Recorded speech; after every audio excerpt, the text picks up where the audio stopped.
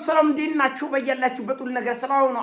አሽና እንዲወላችሁ እሞኝላችኋል። ቢስስ ከሆነ ለማዳች ላይክ እና ሼር እያደረጋችሁ ሐሳቦቻችሁ ለብዙዎች አካፍሉም። ለዚህን ቆልቢ አመሰግናችኋለሁ። ሐሳብ ሲሞቻችሁ እንደለመዳችሁ 3000 ላይክ እንድትገጭኝ በትህትና አጓብዛችኋለሁ። ዘሩ ሚዛናችን ይዘላችሁ የመጣ ነው ሰበር ዜና። የአሜሪካ ጦር የእግረኛ ወረራ በኢራን ላይ ነው። እንግዲህ አሜሪካ ኢራንን ላለፉት 150 ቀኖች በሰማይም በምድሩም ደብድባለች፣ አውድማለች፣ አጥፍታለች። ነገር ግን ኢራኖች ሊንበረከኩ አልቻሉም። በፍጹም እየባሰባቸው መጥቷል። ስለዚህ የአሜሪካ የጦር መሳሪያ እየተሟጠጠና እያለቀ በቻይናና በራሽያ በጥፊ ብቻ የሚዘረሩበት ከመሳሪያ ውጭ ባዶ እጃቸውን የሚቀሩበት ቀን ከፊት ለፊታቸው እየመጣ በመሆኑ ይሄን ነገር ቆም ብለን እናስበውና ሌላ አማራጭ እንውሰድ።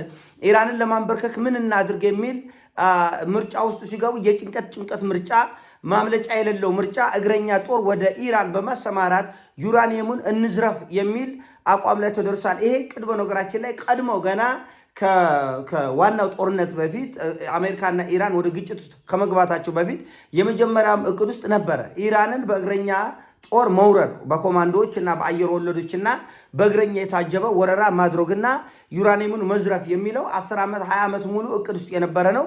ነገር ግን አሁን በተደረገው ጦርነት ኢራኖቹ አሜሪካኖች ያሉበት ድረስ ሂደው ነው የቀጠቀጧቸው ያሉበት። ስለዚህ በአሜሪካ መከላከያ በኩል የገቡት ፍርሃት ምንድነው?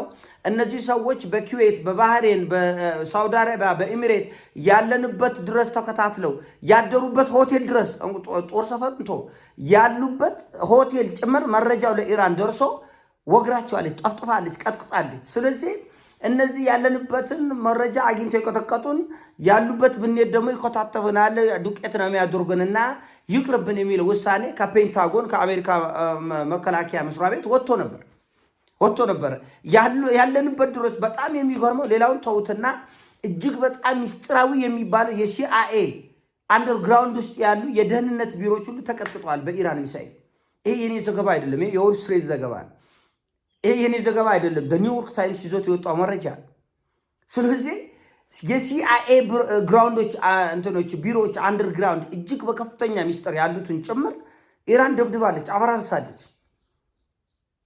በምን መልኩ ነው ይሄን ያህል መረጃ በጣም አኪዩሬት የሆነ መረጃ በሰው ሀገር ያገኙ ሰዎች በምድራቸው ብንሄድ ምንድን ነው የሚሻለው የሚለው ተጨንቀው ተንቀጥቅጠው ተርበድብደው ሊሞቱ ናቸው ሰዎቹ ማለት በፍርሃት።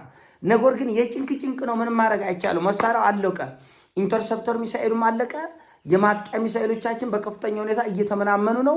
እንዴት አድርገን ነው ከዚህ በላይ ጦርነትን እንመቀጥለው ነው? እና በእውኑ የአሜሪካ ጦር ወደ ኢራን ይዘልቃታል ወይ ነው ጥያቄው። አይዘልቅም ነው መልሰው፣ አይዘልቁም ነው። ምናልባት መሀል ላይ ድርድር፣ እርቅና ፍቅር፣ መተቃቀፍ ብሎ ሌላ ሙቀት በመፍጠር መቼም ፈርቶ ቀረ እንዳይባል ለመፎከር ለማቅራራት ያህል ሊሆን ይችላል እንጂ በምንም ተአምር ነው ሙሉ ያለው። ሲጀመር ጎሬላ ውጊያ ምን እንደሆነ አያውቁትም እነሱ። ጎሬላ ውጊያ በጣም አደገኛ ነገር ነው። በጣም ጎሬላ ውጊያ ስትዋጋ ልትዋጋው የምትሄደው ህዝብ ተራራውንም ዋሻውንም ወንዙንም ቁልቁለቱንም ምሽግ አድርጎ ነው የሚጠብቅ። እንደ ጉድጓድ እንደ ጉንዳን በየጉድጓዱ ተሰግስጎ እዛ ጋር 40 እዛ ጋር 100 እዛ ጋር 500 እዛ ጋር 600 ነው ይጠብቃል። እዛ ጋር 2000 እዛ ጋር 1000 ከቦ ይጠብቃል። ቁርስ ነው የምትሆነው፣ ምሳ እራት ነው የምትሆነው። ቀላል አይደለም። ጎሬላ ውጊያ እንደሚባለው አይነት ውጊያ አይደለም። አሜሪካ በቪየትናም ያን የመሰለ ሰቅጣጭ ያን መሰለ እጅግ በጣም አዋራጅ የሆነ ሽንፈት የተሸነፈችው በጎሬላ ውጊያ ነው። በጎሬላ አፍጋኒስታን ላይ የለበሱትን ሱሪ ቀበቶ ሳያስሩ ፈርጥጦ የወጣው የአሜሪካ ጦር በጎሬላ ውጊያ ነው። ከሶማሌ ላይ የአሜሪካ ጦር እዚህ ሶማሌ ነቅሎ የወጣው በጎሬላ ውጊያ ነው። ኢራቅ ላይ አፈር ደቼ ሲበላ የነበረው ላለፈው 20 ዓመት የአሜሪካ ጦር በጎሬላ ውጊያ ነው። እና ኢራኖቹ ደግሞ የነጌታ እንኳን የገንዛ አገራቸው ሰርግና ምላሽ ነው። ለኢራን ሰርግና ምላሽ ነው፣ እልልታ ነው፣ ጭፈራ ነው፣ ደስታ ነው፣ ዓለም ነው። የነጌታ እነዚህ ሰዎች ከጥፍር ቆሻሻ አይቆጥሩም ማንንም። ጭራሽ ቤታቸው ድረስ ሂደህ ማለት ነው እየተንከረፈፍ የአሜሪካ ጦር መጀመሪያውኑ ሲቀለብ የነበረ ቅልብ ጦር ነው። በነገራችን ላይ እዚህ ጋር ማአት ማሽን እንደዚህ ማአት ስናይፐር እንደዚህ በመደዳ 100 ሺህ የሚተፋ ጥይት አይሰራም። ትጎርሳለህ ለራስህ። ጎሬላ ውጊያ ልብ ይፈልጋል። የመጀመሪያ ነገሩ ልብ ይፈልጋል። በጠላት ቀጠና ውስጥ ተወርውሮ ለመግባት ልብ ይፈልጋል የመጀመሪያ። ሁለተኛ ጥንካሬ ይፈልጋል፣ ፍጹም ጥንካሬ። እዚህ ፊልም ላይ እንደምታሳየው 30 ደቂቃ 40 ደቂቃ አይደለም።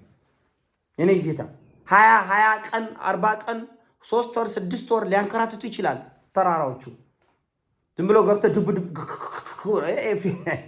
ሆሊድ አይደለም፣ ሆሊድ አይደለም። ጎሬላ ውጊያ በፊልሞች እንደምታየው አይደለም። በጣም ሰቅጣጭ የገንዛ ውሃህን፣ ምግብና ልብስህን፣ መድኃኒትን ይዞ አይታችሁታል። የአሜሪካ ጦር ሸክሙን አይታችሁታል። ኮተታም በዓለማችን ላይ ኮተታም ጦር ቢኖር የአሜሪካ ጦር ነው። የማይሸከመው ነገር የለም። የሆነ እንትን ትርፍ የጫነ አይሱዙ ነው የሚመስልህ።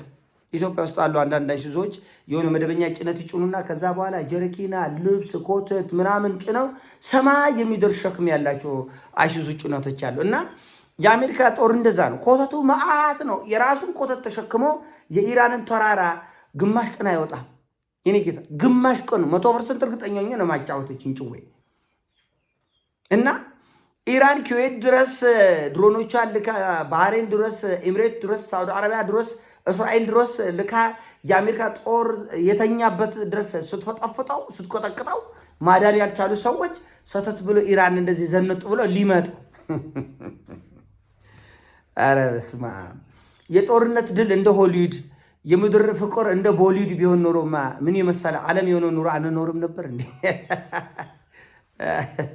አሁን በህንድ ፊልም ላይ አይታችሁ ከሆነ እኔ ብዙም አይቼው አላውቅም። እውነቱ ለመነጋገር እግዚአብሔር በሚያውቀው አንድ ሙሉ ፊልም ከህፃንነት አይቼ አላውቅም። ጅል ነው የሚመስሉኝ ከድሮ እና አይታችሁ ከሆነ ከሰማይ ሰማያት አፍቃሪ ለተፈቃሪ ይወረወራል።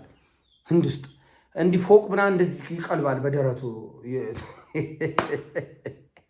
እና የአሜሪካ ፊልሞች ላይም አይተህ ከሆነ አክተሩ ከሰማይ ሰማያት ከአንዱ ሄሊኮፕተር ዘሎ አንድ ሄሊኮፕተር ክንፍ ይዞ ትንሽ ጅልነት ያጠቃቸዋል። በዚህ በጦርነት ጉዳይ ላይ ህዝቡ ላይ ለመሳል የሚፈልጉት ምናምን መሬቱ ላይ ሪል ተዋጊ አላገኙም እስካሁን ድረስ። እንደምታውቁት የተንከረፈፈ እርስ በርሱ የተባላ አረመኔ የሆነ ህዝብ መሀሉ እየገቡ ይፈጠፍጡታል። ይሄ ግልጽ ነው።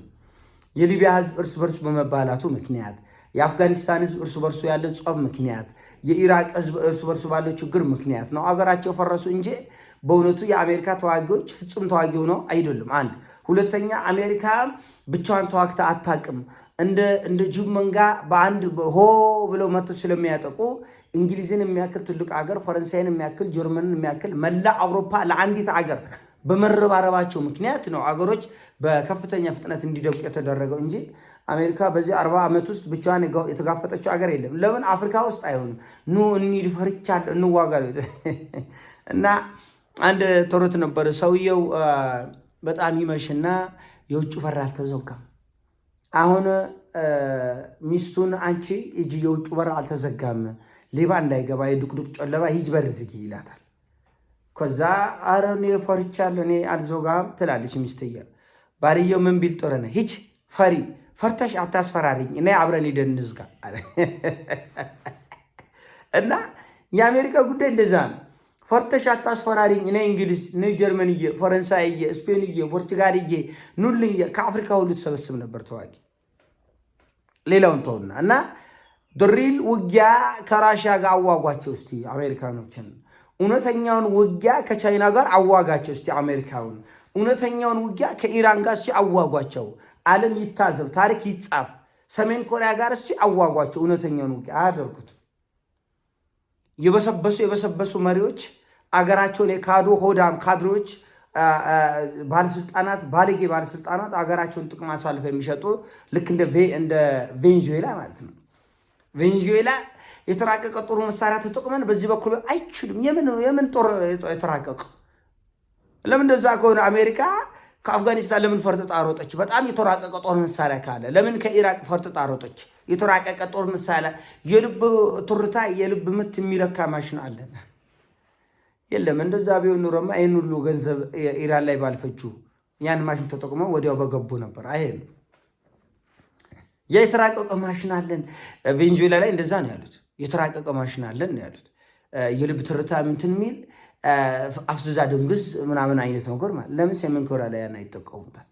ለምን ቻይና ላይ ያንን አይጠቀሙም? እና እቺ ተረት ተረት አለቻቸው ሳክሳው ኤኒዌይስ ይሄን ሀሳብ ሲሞቻችሁ ላይክ አድርጉ ሼር አድርጉ ወዳችኋለሁ ሞቻችሁ ፒስ